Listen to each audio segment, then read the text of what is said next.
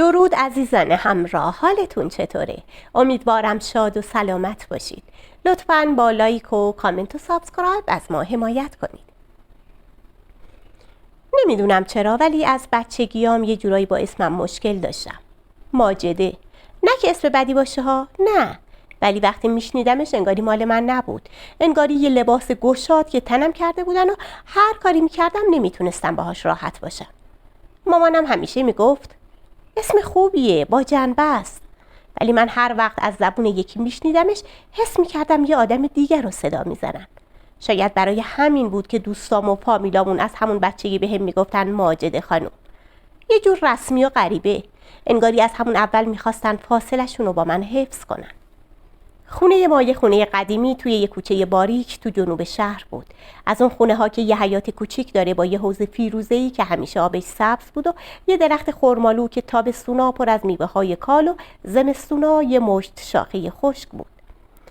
بابام کارمند شهرداری بود، یه مرد آروم و سربزیر که صبح میرفت سر کار و ظهر با یه کیسه نون سنگک برمیگشت. همیشه خسته بود. اونقدر خسته که حتی وقت نداشت با ما حرف بزنه.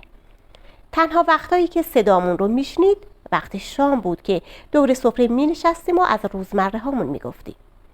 ولی اونم زیاد طول نمی کشید. انگاری یه نیرویی بود که پدرم رو به سمت سکوت سوق می داد. مامان اما فرق داشت. یه زن پرحرف و شلوغ که همیشه صدای خنده هاش یا قرقراش تو خونه می پیچید. از صبح تا شب در حال کار کردن بود. یا آشپزی می کرد، یا ظرف می شست، یا لباس می شست، یا به گلدونا می رسید. مامان یه جوری زندگی میکرد که انگار هر لحظه داره یه مسابقه رو میبره. همیشه میخواست از همه بهتر باشه، از همه همسایه ها، از همه فامیلا. میخواست خونمون همیشه تمیزترین باشه، غذاهامون خوشمزه ترین، لباسامون شیک ترین. همین تلاش ها بود که همیشه یه فشار عجیبی رو روی خودمون حس میکردیم. یه فشار برای بی‌نقص بودن. من یه خواهر بزرگتر از خودم دارم به اسم مینا و یه برادر کوچکتر به اسم مهدی. مینا از همون بچگی یه جورایی محبوب دل همه بود، خوش رو، خوش خنده، با حرفاش همه رو جذب میکرد. زود شوهر کرد و رفت. وقتی 20 سالش شد با یه پسر مهندس که وضع مالیش هم خوب بود ازدواج کرد و رفت سراغ زندگیش. انگاری اون همیشه میدونست چی میخواد، انگاری راهش رو پیدا کرده بود. اما من هیچ وقت نفهمیدم چی میخوام. یا شاید فهمیدم ولی جرأت نداشتم به زبون بیارم. کودکی من توی این خونه گذشت، بین این دیوارا، بین این آدما. نه که بگم کودکی بدی داشتم و نه، ولی یه جوری بود که همیشه حس میکردم یه چیزی کمه. یه چیزی که نمیدونستم اسمشو چی بذارم. یه جور دلتنگی برای یه چیزی که هیچ وقت نداشتم. انگاری همیشه از یه جایی عقب بودم. از دوستام، همکلاسیام. درس خون بودم. یعنی حداقل خودم فکر میکردم درس خونم. مامان و بابا همیشه بهم میگفتن ماجده تو باید دکتر بشی یا مهندس. ولی من هیچ وقت حس نمیکردم که میتونم. همیشه یه دیوار بین من و هدفم بود. یه دیوار نامرئی که هر چقدر جلو میرفتم بزرگتر میشد. بالاخره کنکور دادم و رشته‌ای رو که دوست نداشتم قبول شدم. رفتم دانشگاه. یه رشته خشک و بیروح که حتی اسمش هم یادم نمیمونه. رفتم ولی دلم اونجا نبود. از همون روز اول فهمیدم اشتباه کردم ولی راه برگشتی نبود.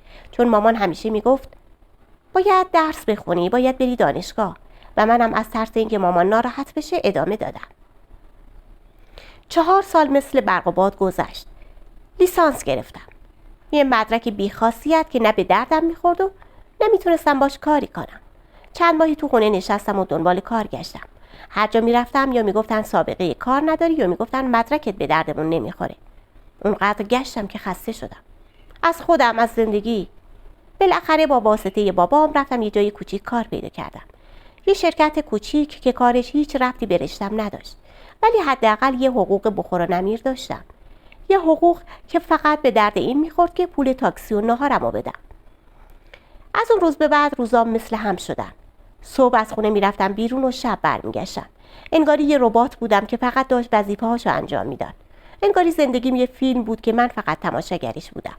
هر روز که از خونه میرفتم بیرون مامان میگفت بازم خبری نشد و من میدونستم منظورش چیه. منظورش خواستگار بود. خواستگاری که باید میومد و منو از این زندگی نجات میداد. خواستگار داشتم، یعنی از همون بچگی خواستگار داشتم، اما هیچ کدومشون به سرانجام نرسید. یه وقتایی پسر همسایه میومد و یه وقتایی پسر عمه. یه وقتایی هم پسری که توی یه عروسی دیده بودم، ولی هیچ کدومشون به دل من ننشست، یا بهتره بگم هیچ کدومشون به دل مامان ننشست. مامان همیشه یه ایرادی ازشون میگرفت. یکی پولش کم بود، یکی کارش خوب نبود، یکی قیافش خوب نبود، یکی خانواده‌اش خوب نبود. اونقدر این ایرادها رو گرفت که کم کم خودم من به شک افتادم که شاید حق با مامانمه، شاید من لایق یه آدم بهترم. سالها گذشت. من از یه دختر 20 ساله شدم یه دختر 25 ساله. بعدش هم شدم 28 ساله. دوستام یکی یکی ازدواج کردن و رفتن. هر عروسی که میرفتم انگاری یه پتک میخورد تو سرم. همه ازم میپرسیدن پس نوبت تو کی میشه؟ و من نمیدونستم چی جواب بدم. لبخند میزدم و میگفتم هرچی خدا بخواد. ولی ته دلم میگفتم خدا هم انگاری منو نمیخواد. 30 سالم شد. 30 سالگی یه سنی که برای یه دختر تو جامعه ما یه جورایی آخر خط محسوب میشه. یه سنی که دیگه کسی سراغش نمیره. سنی که دیگه هیچ کس بهش امید نداره. یه روز توی یه عروسی نشسته بودم. از خودم متنفر بودم، از زندگی متنفر بودم، از این لباسای تکراری، از این آرایش‌های تکراری، از این آدم‌های تکراری، از اینکه همه یه جوری نگاه می‌کردن که انگار یه عیب و ایرادی دارم، انگار یه چیزیم کمه. وقتی برگشتم خونه مامان منتظرم بود. نشسته بود روی مبل و با یه نگاه نگران بهم نگاه کرد. گفت خسته شدی؟ گفتم آره مامان خیلی. مامان آهی کشید و گفت چی بگم، خدا کریمه. ولی من میدونستم که خدا هم دیگه به دادم نمیرسه. اون روز توی آینه به خودم نگاه کردم. یه دختر 30 ساله با چشای خسته، با موهایی که داشت کم کم سفید میشد، با یه صورتی که دیگه اون شادابی رو نداشت. به خودم گفتم ماجده، تو دیگه یه دختر بچه نیستی، تو حالا 30 سالته. و این جمله برام مثل یه شوک بود. شوکی که منو از خواب بیدار کرد، شوکی که منو مجبور کرد به زندگیم یه نگاهی بندازم، به زندگی که داشت از دستم میرفت. از اون روز به بعد رفتارای مامانم فرق کرد. دیگه از خواستگار حرفی نمیزد. ولی هر وقت میرفتم خونه فامیل یه جوری نگاه میکرد که انگار میخواست بگه ماجده هنوزم ازدواج نکرده. انگاری من یه عیب بودم برای اون، یه لکه ننگ رو صورت خانواده. و از اون روز به بعد حرفهای پشت سرم هم شروع شد. توی یه مهمونی نشسته بودم که یهو خاله زینب اومد کنارم نشست. یه زن بدجنس و فضول که هیچ وقت از کسی خوشش نمیومد گفت ماجده چرا ازدواج نمی‌کنی؟ وقتشه ها. لبخندی زدم و گفتم هرچی خدا بخواد. با یه لحن عجیب گفت ماشاءالله سن دیگه داره بالا میره، دیگه باید دست به جنبونی. انگاری من یه کالای تاریخ مصرف گذاشتم، یه چیزی که باید زودتر فروش بره. این حرفا مثل شلاق بود. هر روز یه شلاق جدید رو تنم میخورد. یه روز خاله زینب، یه روز عمه شهلا، یه روز دوست مامان، یه روز همسایه. همه یه جورایی بهم فشار می آوردن. انگاری همه دست به دست هم داده بودن که منو توی این وضعیت نگه دارن. یه روز مامان با یه لحن نگران بهم گفت میدونی چی میگن؟ میگن ماجده یه چیزی داره که نمیره. میگن یه عیب و ایرادی داره.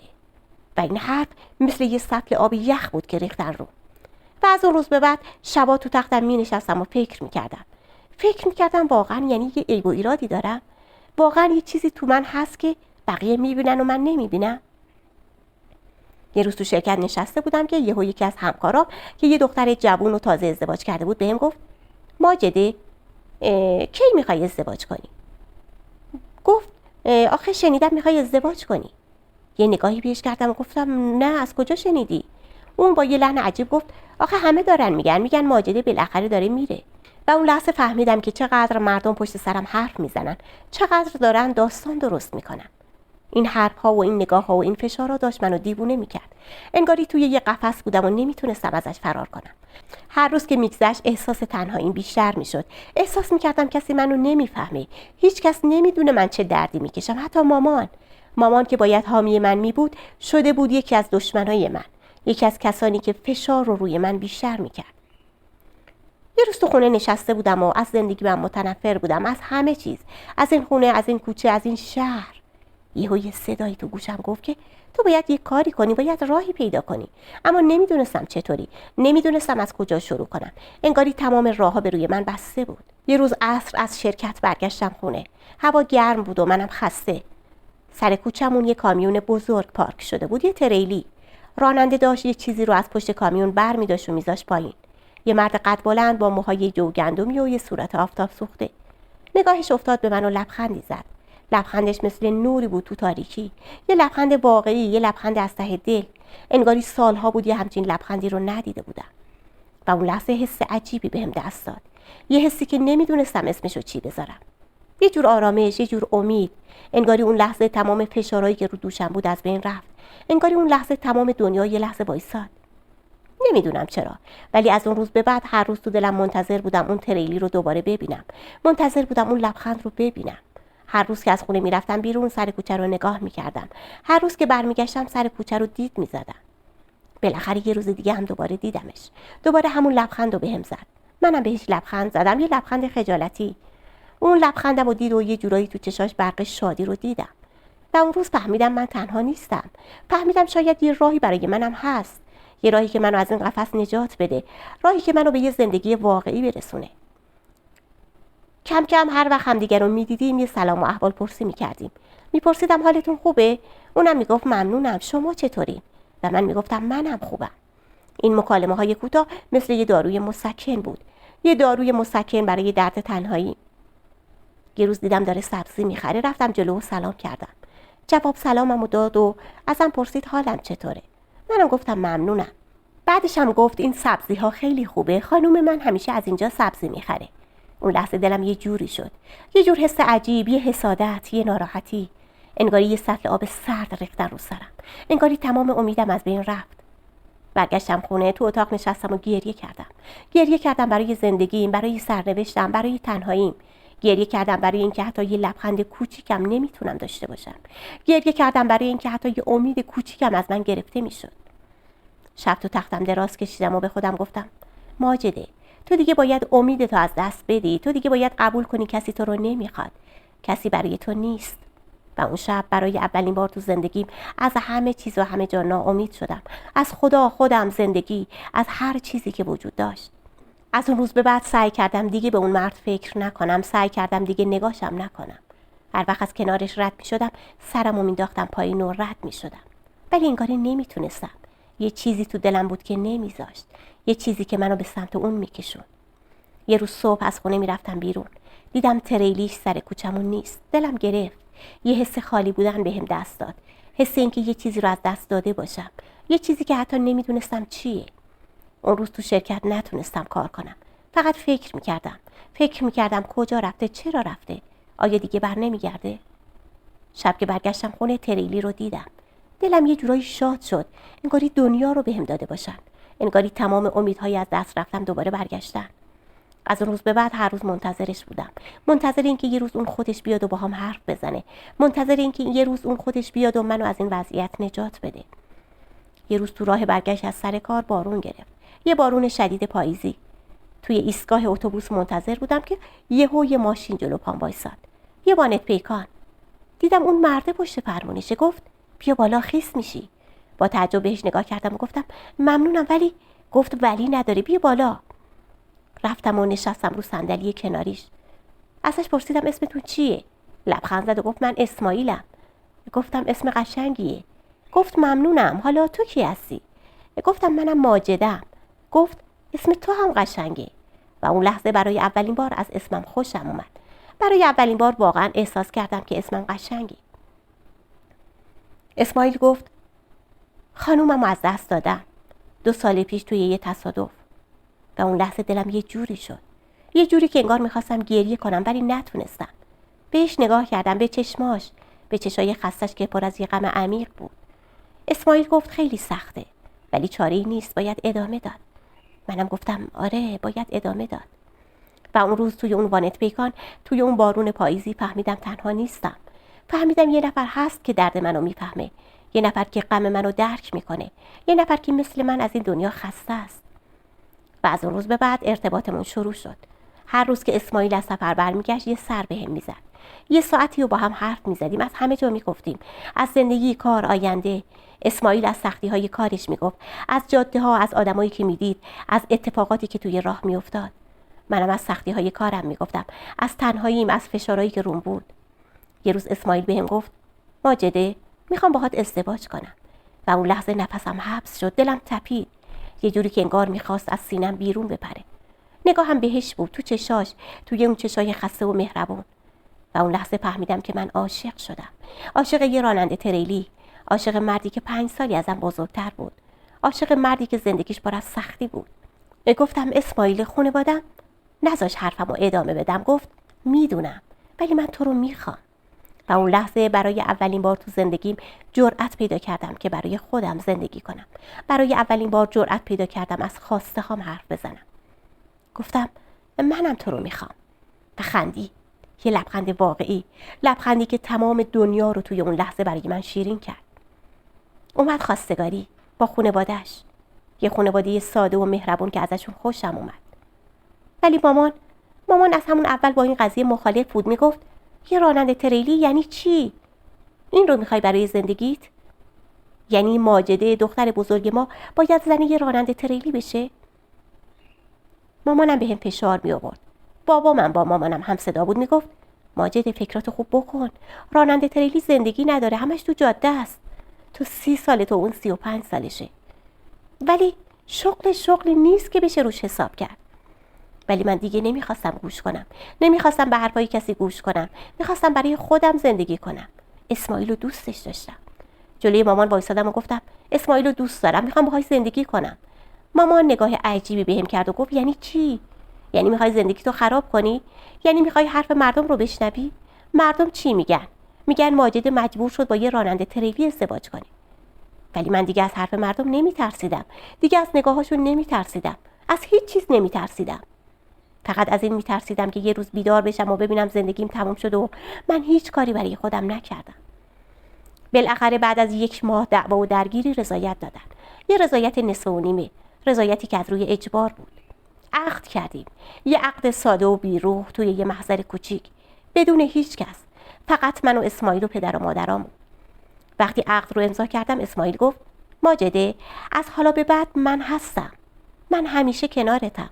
و اون لحظه فهمیدم که یه خانواده جدید پیدا کردم. خانواده‌ای که منو دوست داره.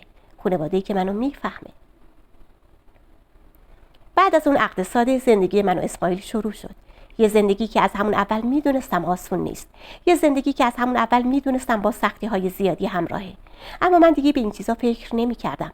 فقط به این فکر می‌کردم که بالاخره بعد از 30 سال انتظار یه نفر پیدا شده که منو دوست داره. یه نفر که منو میخواد. رفتیم سر خونه و زندگیمون. یه خونه کوچیک توی یه کوچه دیگه. یه خونه اجاره‌ای که حیاط نداشت، اما یه بالکن کوچیک داشت که من از همون روز اول عاشقش شدم. روی بالکن یه گلدون شمعدونی گذاشتم و هر روز بهش آب میدادم. هر روز بهش نگاه میکردم و با خودم میگفتم این زندگی منه، خونه منه. روزای اول همه چیز مثل یه خواب بود. یه خواب شیرین که دلم نمیخواست ازش بیدار بشم. اسماعیل صبح‌ها زود میرفت سر کار و شبا دیر برمیگشت. ولی هر وقت میومد خسته نبود. هر وقت میومد با لبخند بهم سلام میکرد. هر وقت میومد بغلم میکرد، بوسم میکرد. و اون لحظات تمام دنیام بود. زندگیم بود. یه روز ازش پرسیدم اسماعیل تو خسته نمیشی؟ گفت نه، من وقتی تو رو میبینم تمام خستگیام از یادم میره. اون لحظات و اون حرفا منو به اوج خوشبختی میرسون. انگاری تمام فشارهایی که توی اون 30 سال کشیده بودم از بین رفته بود. اما این خوشبختی زیاد طول نکشید. کم کم سفرهای اسماعیل بیشتر شد. سفرهای طولانی چند روزه، سفرهایی که اسماعیل رو از من دور میکرد. روزای اول با ذوق و شوق منتظر برگشتنش بودم. هر روز بهش زنگ میزدم و میپرسیدم کجایی، چی خوردی، چی کار کردی، و اونم با حوصله جوابمو میداد. هر شب وقتی میخواستم بخوابم بهش زنگ میزدم و ازش میخواستم برام قصه بگه. اونم با صدای خستش برام قصه میگفت. قصه هایی از جاده ها، از آدمایی که میدید، قصه هایی که منو توی اون تنهایی آروم میکرد. اما کم کم این تنهایی بیشتر شد. سفرهای اسماعیل طولانی شد. یه وقتایی 1 هفته، یه وقتایی 2 هفته، یه وقتایی هم حتی بیشتر. روزای من دوباره مثل هم شد. صبح از خواب بیدار می شدم و صبحونه می خوردم و به گلدونای شمعدونی آب می دادم. ظرفا رو می شستم، نهار می خوردم، دوباره ظرف می شستم، شام می پختم، ظرف می شستم. و شبها تنها توی اون خونه می خوابیدم. توی اون خونه‌ای که دیگه خونم نبود. توی اون خونه‌ای که دیگه بوی اسماعیل رو نمیداد. کم کم از تنهایی خسته شدم. از این زندگی تکراری خسته شدم. از انتظار خسته شدم. یه روز اسماعیل بهم زنگ زد و گفت ماجده من چند روز دیگه برمیگردم. گفتم خوبه، ولی ته دلم خوشحال نبودم. ته دلم دیگه اون ذوق و شوق رو نداشتم. اسماعیلم انگاری فهمید گفت ماجده حالت خوبه؟ گفتم خوبم، چیزی نیست، ولی میدونستم دارم دروغ میگم. وقتی برگشت دیگه اونقدرها خوشحال نبودم. دیگه ذوق و شوق نداشتم. یه جورایی سرد شده بودم. یه جورایی انگاری غریبه شده بودم. اسماعیل فهمید گفت چرا اینقدر سرد شدی؟ گفتم سرد نیستم، فقط خستم. اسماعیل بغلم کرد و گفت میدونم سخته، ولی قول میدم که زود به زود برگردم. ولی این قول هیچ وقت عملی نشد. سفرهای اسماعیل بازم ادامه داشت. بازم من تنها بودم و دوباره برگشتم به اون زندگی تکراری، به اون تنهایی وحشتناک. به همون موقع ها بود که با هوشنگ آشنا شدم. دوست اسماعیل بود، یه مرد جوان با موهای سیاه و چشای مشکی.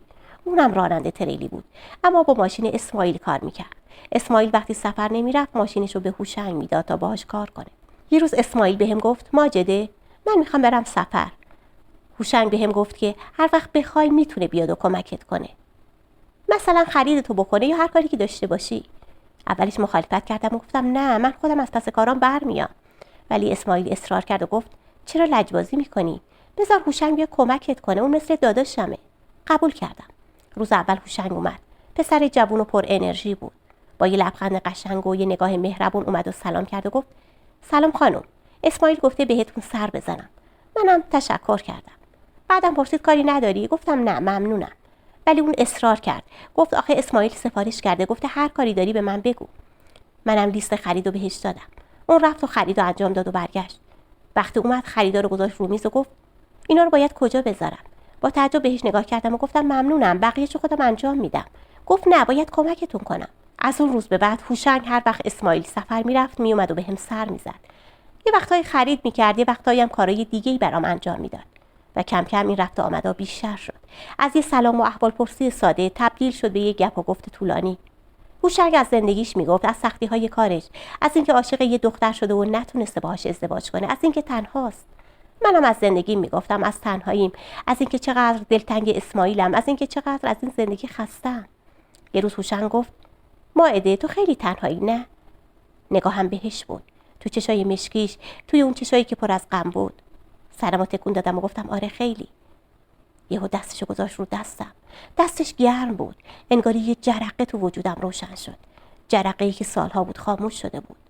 اون لحظه یاد اسماعیل افتادم، یاد عشقش، یاد قول و قرارامون. ولی نمیدونم چرا نتونستم دستمو بکشم. انگاری یه نیرویی بود که منو نگه داشت، یه نیرویی که منو به سمت هوشنگ میکشوند. هوشنگ گفت ماجده میدونم نباید این حرفو بزنم، ولی من دوستت دارم. و اون لحظه دلم یه جوری شد، یه جور حس گناه، یه جور حس شادی، یه جور حس سردرگمی. گفتم هوشنگ اسماعیل. حرفمو قطع کرد و گفت اسماعیل دوست منه، میدونم نباید بهش خیانت کنم، ولی نمیتونم تنهات بذارم. نمیتونم ببینم داری توی این تنهایی له میشی. و اون روز نتونستم خودمو نگه دارم. هوشنگ بغلم کرد، بغلش گرم بود، امن بود، انگاری تمام دنیا رو توی اون بغل پیدا کردم. و از اون روز به بعد ارتباط پنهانی من و هوشنگ شروع شد. هر وقت اسماعیل میرفت سفر، هوشنگ میومد خونمون، با هم حرف میزدیم، میخندیدیم. هوشنگ منو میفهمید چقدر از این زندگی خستم، میفهمید از تنهایی رنج میبرم. هوشنگ به من اون چیزی رو داد که اسماعیل نمیتونست بده. هوشنگ به من اون چیزی رو میداد که سالها بود دنبالش بودم. حس گناه داشتم. هر بار هوشنگ میومد دلم میلرزید، از ترس اینکه نکنه اسماعیل بفهمه، از ترس اینکه نکنه زندگیم خراب بشه. ولی این ترس جلومو نمیگرفت. این حس گناه جلومو نمیگرفت. انگاری یه نیرویی تو وجودم بود که میگفت تو حق داری خوشحال باشی، حق داری زندگی کنی. یه روز اسماعیل بهم زنگ زد و گفت ماجده دارم برمیگردم، تا 2 روز دیگه خونم. اون لحظه دلم یه جوری شد، یه جور ترس، یه جور شادی. ترس از اینکه اسماعیل برگرده و همه چی رو بفهمه، شادی از اینکه اسماعیل برمیگرده و دیگه تنها نیستم. وقتی اسماعیل اومد دیگه اونقدرها گرم و صمیمی نبودم. یه جورایی ازش دور شده بودم. انگاری یه دیوار نامرئی بینمون بود، دیواری که من خودم ساخته بودم. اسماعیل فهمید و گفت ماجده تو حالت خوب نیست، چیزی شده؟ گفتم نه خوبم. اون گفت ولی چشمات اینو نمیگن، چشات پر از غمه، پر از یه راز پنهان. اون لحظه نفسم حبس شد، دلم تپید، یه جوری که انگار میخواست از سینم بیرون بپره. فکر کردم اسماعیل فهمیده، فکر کردم همه چیز تموم شده. ولی اسماعیل چیزی نگفت، فقط منو بغل کرد و گفت ماجده میدونم تنهایی، میدونم سخته، ولی قول میدم همه چی درست بشه، قول میدم زودتر برگردم. اون لحظه دلم میخواست فریاد بزنم، دلم میخواست همه چی رو بهش بگم، دلم میخواست ازش معذرت بخوام، ولی نتونستم حرفی بزنم. از اون شب به بعد هر بار اسماعیل میرفت سفر، هوشنگ میومد. هر بار هوشنگ میومد دلم میلرزید، از ترس، از گناه. ولی این گناه و این ترس انگاری یه جورایی برام شیرین بود، یه جورایی برام جذاب بود. یه روز هوشنگ گفت ماجده باید یه تصمیمی بگیری، نمیتونی اینطوری ادامه بدی. گفتم چیکار کنم؟ گفت تصمیم بگیری یا با من باشی یا با اسماعیل. و اون لحظه فهمیدم من توی یه دوراهی قرار گرفتم، یه دوراهی که هر طرفش یه زندگی بود، یه زندگی با اسماعیل و یه زندگی با هوشنگ. اسماعیل مردی که دوستم داشت، مردی که برام همه چیز بود، اما مردی که هیچ وقت کنارم نبود، مردی که هیچ وقت نمیتونست تنهاییمو پر کنه. هوشنگ مردی که منو میفهمید، مردی که کنارم بود، مردی که میتونست تنهاییمو پر کنه. اما مردی بود که منو از اسماعیل میگرفت و اون لحظه نمیدونستم چی کار کنم، نمیدونستم کدوم راه رو انتخاب کنم، نمیدونستم کدوم راه درستیه. هوشنگ که اون حرفو زد دنیا رو سرم خراب شد. یه لحظه حس کردم توی یه دوراهی واقعی گیر کردم که هر طرفش یه پرتگاهه. یه طرف اسماعیل بود، مردی که عاشقانه دوستش داشتم اما همیشه غایب بود، مردی که از یه دنیای دیگه اومده بود و منو از منجلاب تنهایی نجات داد، اما انگار نمیدونست با رفتنهای طولانیش داره دوباره منو به همون تنهایی برمیگردونه. طرف دیگه هوشنگ بود، مردی که توی همین دنیای من بود، مردی که هر روز میدیدمش، هر روز حرفاشو میشنیدم، هر روز تنهاییمو پر میکرد، مردی که منو میفهمید، اما مردی که ورودش به زندگیم حکم خیانت به همسرمو داشت. نمیدونستم چی بگم، فقط نگاش کردم. چشمام پر از اشک بود. هوشنگ اومد جلو و دستمو گرفت و گفت ببین ماجده، نمیخوام بهت فشار بیارم، فقط میخوام بدونی که کنارتم، هر تصمیمی بگیری باهاتم. اون شب تا صبح نخوابیدم. تو تختم دراز کشیده بودم و به سقف خیره بودم. تمام زندگی مثل یه فیلم از جلوی چشمم رد شد. از اون روز اول که اسماعیل رو دیدم تا حالا، تمام اون لحظات و تمام اون حرفا و تمام اون احساسات. نمیتونستم به این ارتباط ادامه بدم. هر بار هوشنگو میدیدم حس گناهم بیشتر میشد. حس میکردم یه آدم دیگه شدم، یه آدم غریبی که خودم رو هم نمیشناختم، یه آدم دروغگو که به بهترین آدم زندگیش دروغ میگفت. صبح که از خواب بیدار شدم یه تصمیم گرفته بودم، یه تصمیم سخت. باید این ارتباط رو تموم میکردم. باید به هوشنگ میگفتم دیگه نمیتونم ادامه بدم. اون روز عصر هوشنگ اومد، منتظرش بودم. وقتی اومد چای دم کردم و نشستم روبروش. یه جورایی دستم میلرزید، نمیدونستم از کجا شروع کنم. گفتم هوشنگ یه حرفی باهات دارم. هوشنگ فهمید، نگاهش یه جوری شد، یه جور نگاه نگران. گفت چی شده ماجده؟ گفتم نمیتونم این ارتباط رو ادامه بدم. با تعجب بهم نگاه کرد و گفت چرا؟ گفتم نمیتونم، هر بار میبینمت حس گناهم بیشتر میشه، نمیخوام به همسرم خیانت کنم. اسماعیل به من اعتماد داره، نمیخوام اعتمادشو از بین ببرم. هوشنگ سکوت کرد. یه لحظه فکر کردم ناراحت میشه، فکر کردم ازم عصبانی میشه، اما اون فقط نگام کرد. نگاش پر از غم بود. گفت ماجده من میفهمم چی میگی. منم دوست ندارم به اسماعیل خیانت کنم، اون مثل داداشمه، ولی نمیتونستم ببینم داری تو تنهایی له میشی. اشک از چشام سرازیر شد و گفتم میدونم هوشنگ، میدونم نیتت خوب بوده، ولی این راهش نیست. این راهی نیست که منو به خوشبختی برسونه. من باید خودم از پس این تنهایی بر بیام. هوشنگ بلند شد و اومد کنارم نشست. دستشو گذاشت رو دستم و گفت نمیخوام اذیتت کنم. اگه تصمیمت اینه قبول میکنم، ولی بدون همیشه تو قلبمی. و بعد از اون روز هوشنگ دیگه نیومد. هر وقت اسماعیل میرفت سفر، من دوباره تنها میشدم. دوباره روزای تکراری شروع میشد. ولی این بار تنهایی فرق داشت. این بار تنهایی با آرامش همراه بود، با آرامش وجدان. یه روز تو محله ای اتفاق افتاد. ملا رمزون، پیرمرد فضول و بدجنس محله، از ارتباط من و هوشنگ با خبر شده بود. از اینکه هوشنگ زیاد به خونه ما میومد شک کرده بود. اون روز جلوی خونمون بود. من داشتم میرفتم بیرون، یهو صدام زد. گفت خانم بیا، یه لحظه کارت دارم. با ترس بهش نگاه کردم و گفتم بله آقا. با یه لحن عجیب گفت آدم باید مراقب رفتارش باشه، آدم باید مراقب اسم و آبروی شوهرش باشه. نفسم حبس شد، دلم تپید. گفتم چی میگی؟ یعنی فهمیده؟ گفت دختر جون من همه چیو میدونم اسماعیل جاده است و هوشنگ همش اینجاست، میدونم. نذاشتم حرفشو تموم کنه. گفتم آقا ملا داری چی میگی؟ با یه لبخند بدجنسانه گفت دارم از اون چیزی میگم که همه میدونن. مردم توی اون کوچه است و هوشنگ حرف میزنن. و همون لحظه بود که فهمیدم باید یه کاری کنم. باید جلوی این شایعات رو میگرفتم. من دیگه با هوشنگ نبودم. باید به این حرفا پایان میدادم. با ترس و لرز برگشتم خونه. از این فکر که آبروی زندگیم در معرض خطر قرار گرفته بود خوابم نمیبرد. ملا رمزون با اون لحن تهدیدآمیزش انگاری یه پتک رو سرم بود. نمیخواستم حرفاشو جدی بگیرم، اما میدونستم اگه به گوش اسماعیل برسه زندگیم نابود میشه.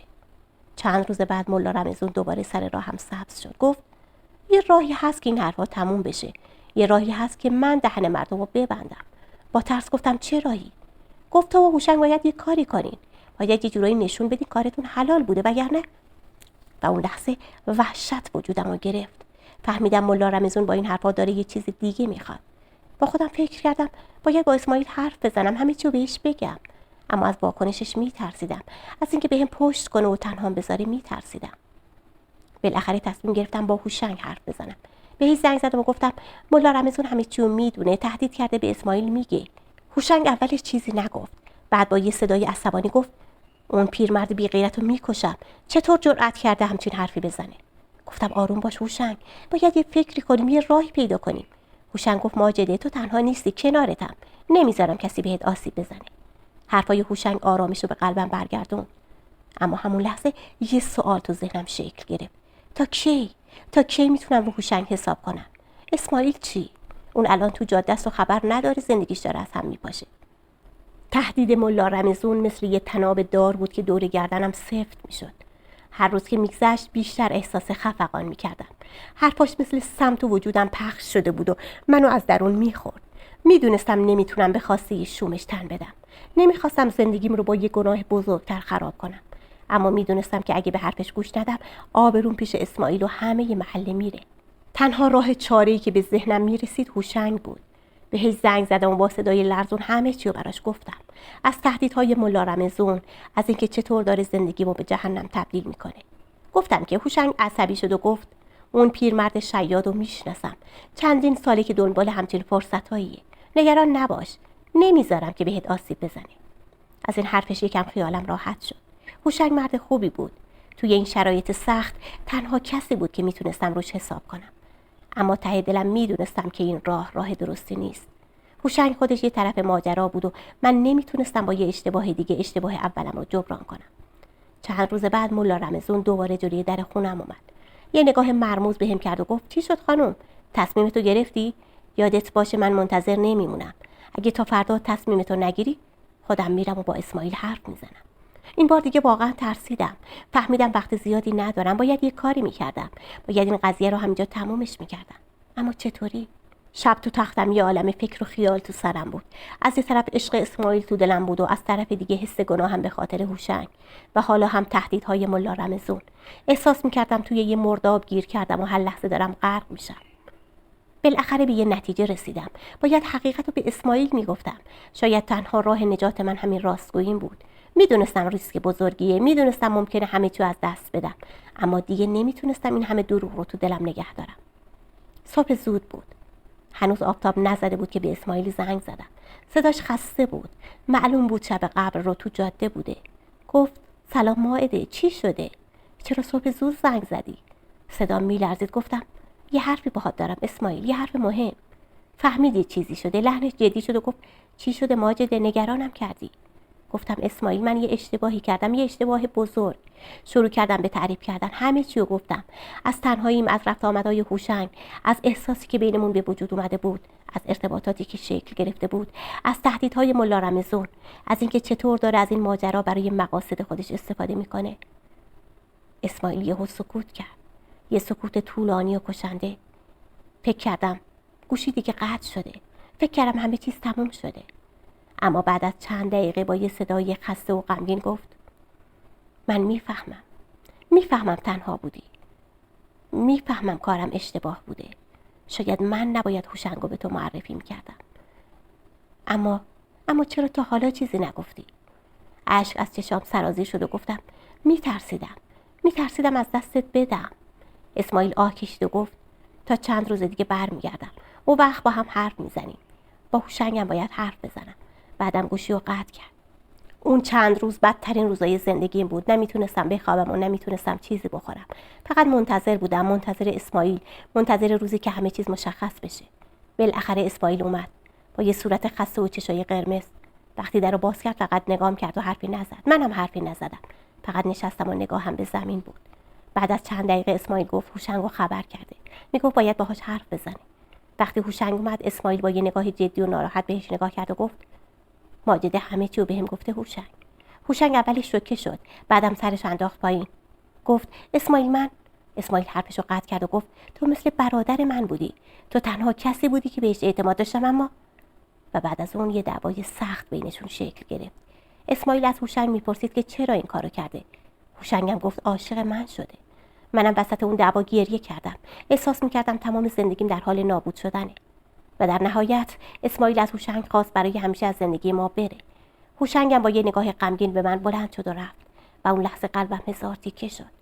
بعد از رفتن هوشنگ اسماعیل بهم نگاهی کرد و گفت ماجده حالا باید یه تصمیم بزرگ بگیری. وقتی این حرفو زد تمام دنیا رو سرم خراب شد. فهمیدم همه چی تموم شده. امیدایی که داشتم، آرزویی که ساخته بودم، همه چی مثل یه حباب جلوی چشام ترکید.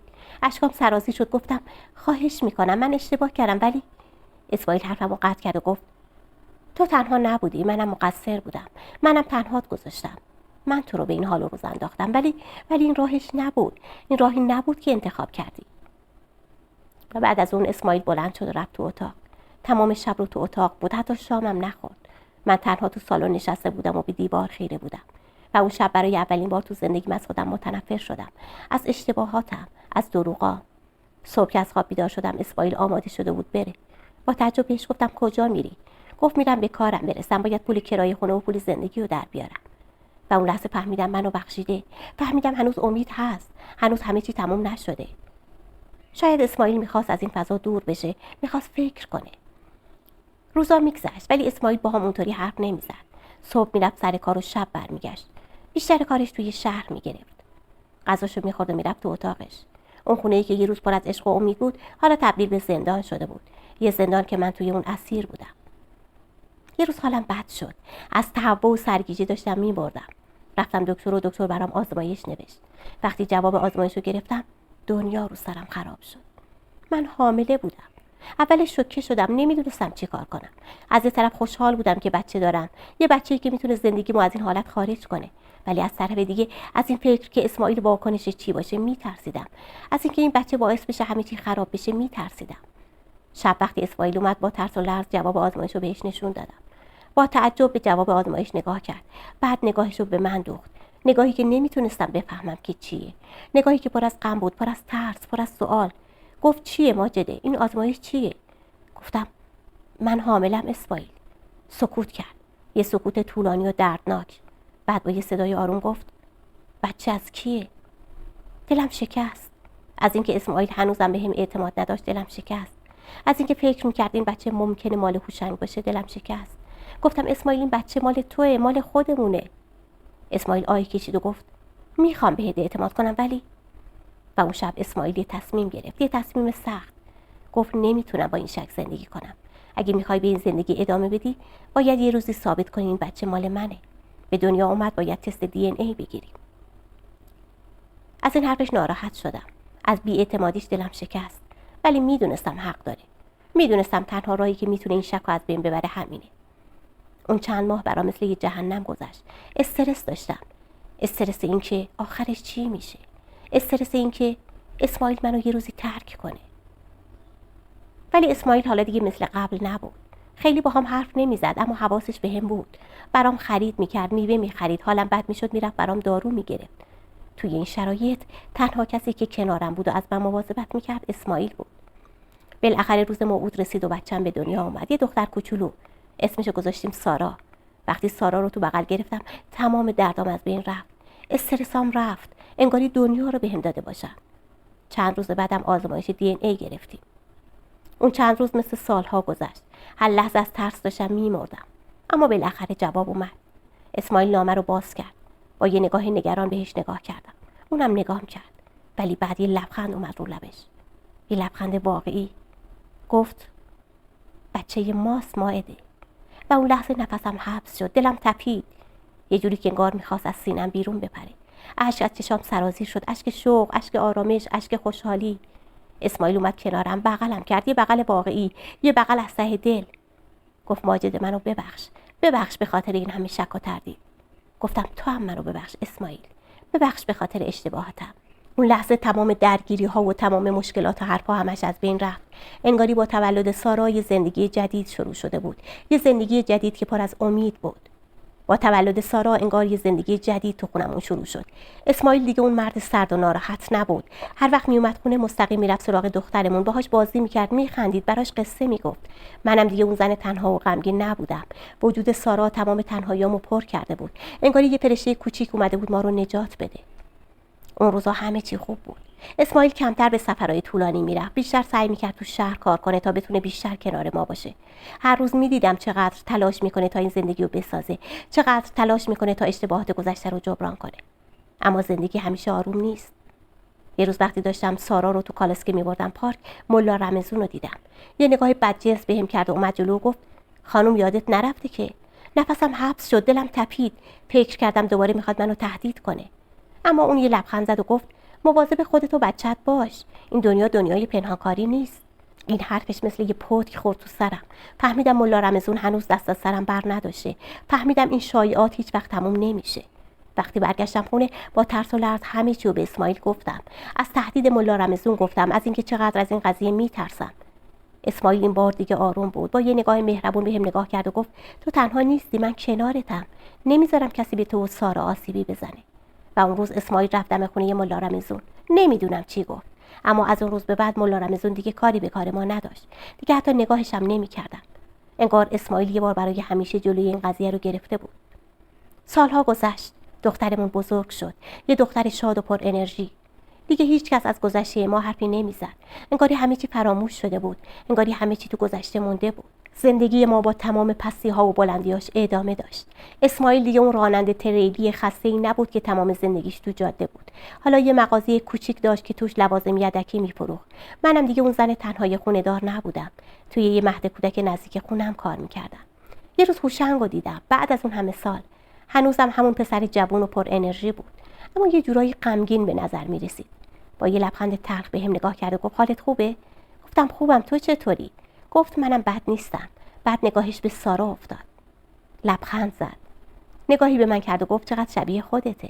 اون لحظه فهمیدم هوشنگ هنوزم عاشق من بوده. فهمیدم عشقش از بین نرفته. ولی برای من مهم نبود. قلبم برای هوشنگ نمی‌تپید. قلبم برای اسماعیل بود، برای دخترم، برای زندگی. اون روز وقتی برگشتم خونه اسماعیل منتظرم بود. یه دسته گل تو دستش بود. گفت امروز سالگرد ازدواجمونه. با تعجب بهش نگاه کردم. انگاری این همه سال اون روز رو فراموش کرده بودم. گفتم ببخش که یادم رفته بود. لبخندی زد و گفت عیبی نداره، مهم اینه که کنار همیم. مهم اینه که زندگیمون رو ساختیم. اون شب در حالی که سارا تو بغلم خوابیده بود به اسماعیل نگاه کردم. به اون مردی که با تمام اشتباهاتم همیشه کنارم بود. به اون مردی که با تمام سختی‌ها همیشه عاشقم بود. فهمیدم عشق واقعی همون عشقیه که ما داشتیم. عشقی که با سختی‌ها، با مشکلات، با اشتباهات ساخته شده بود. عشقی که با گذشت و بخشش به اوج رسیده بود. زندگی من و اسماعیل یه قصه بود. قصه‌ای که پایانش خوب بود. حقیقی بود. قصه‌ای از یه زن تنها، یه مرد خسته، یه بچه کوچیک و یه عشق بزرگ. عشقی که از زیر خاکستر مشکلات دوباره متولد شده بود.